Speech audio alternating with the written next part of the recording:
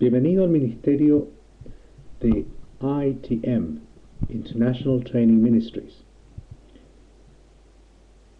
Posiblemente usted ya ha visto a través de YouTube la introducción o la bienvenida que damos en general a esta serie de recursos bíblico-teológicos que lo que intentan es promover el Evangelio de Jesucristo, especialmente en el mundo hispano, pero también extendido a otros puntos geográficos.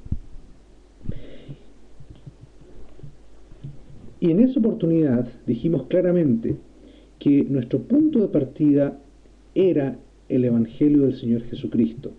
Y lo voy a explicar en unos momentos más, un poco mejor a qué nos referimos a esto. Pero antes, nuevamente quiero partir con dos versículos del Evangelio de Marcos, capítulo 1, versículos 14 y 15.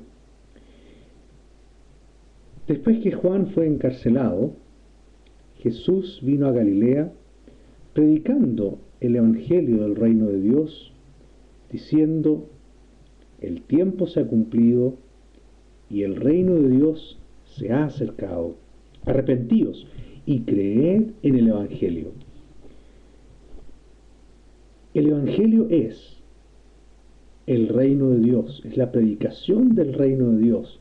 Y esa predicación del reino de Dios tiene e implica o se hace realidad a través de la persona y la obra del Señor Jesucristo. Por lo tanto, quiero explicarle algunas presuposiciones básicas de las cuales hablaremos constantemente dentro de esta serie de recursos bíblico-teológicos. Esas presuposiciones básicas surgen de la palabra de Dios misma, no surgen del entendimiento humano, pues como vamos a ver viendo en estos recursos, el entendimiento humano per se está lamentablemente está infectado, por decirlo así, por el pecado. Por lo tanto, el entendimiento humano per se necesita necesariamente de la revelación de Dios para ser redimido incluso ese entendimiento. Entonces, las presuposiciones de las cuales hablamos acá tienen que ver con la palabra de Dios o la Biblia como palabra de Dios. Una de las presuposiciones básicas de las cuales tomamos acá es que la Biblia como palabra de Dios es revelación de Dios, la revelación de Dios al hombre, y es revelación teológica. Muchas veces la gente, los creyentes, se espantan un poco, se complican cuando escuchan hablar de revelación teológica y piensan en algo terriblemente complicado, piensan en algo que tiene que ver con asuntos que son incomprensibles, pero en realidad, cuando hablamos de revelación teológica, es la revelación de Dios, tan sencillo como eso. Y fíjese, le voy a decir una cosa: cada creyente es un teólogo, porque cada creyente tiene una concepción de Dios, tiene un entendimiento de Dios. Nosotros siempre esperamos que ese entendimiento de Dios va a ser por medio de la palabra de Dios, porque es la revelación de Dios. Vamos a hablar un poco más de eso en el futuro. Pero ese entendimiento teológico que cada creyente tiene, entonces va a ser mejor o peor según cómo sea su entendimiento de la palabra de Dios, la revelación de Dios. Si su entendimiento de la palabra es un entendimiento bueno, entonces quiere decir que su entendimiento de Dios y por lo tanto su teología va a ser buena. Por otro lado, si su entendimiento de la palabra de Dios no es tan bueno, y vamos a ver cómo discernir una buena teología y una mala teología. Entonces quiere decir, si su entendimiento no es tan bueno, quiere decir que su teología, por lo tanto, no es tan buena. En fin, ese es el primer punto. La Biblia como palabra de Dios es la revelación de Dios, y esa es revelación teológica. Pero también hablamos de la revelación en forma de progresión histórica. Es decir, hablamos de la historia de la salvación. No es que Dios se reveló de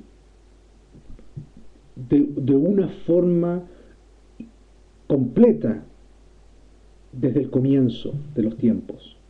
Dios se fue revelando en forma progresiva. Sí, la Biblia dice en el principio Dios creó los cielos y la tierra. Sí, sabemos que Dios se reveló y es el creador. Sin embargo, la Biblia también nos dice que Dios, ese mismo creador, se fue revelando progresivamente en esta historia de la salvación, de la forma en la cual la Biblia habla. Esta revelación en forma de progresión histórica se fue dando a través de todos los acontecimientos bíblicos, a través de los eventos bíblicos, a través de las instituciones bíblicas, a través del mensaje profético, a través del mensaje apostólico y, por supuesto, la revelación final de Dios es a través y por medio de la persona y la obra de Jesús. También quiero decir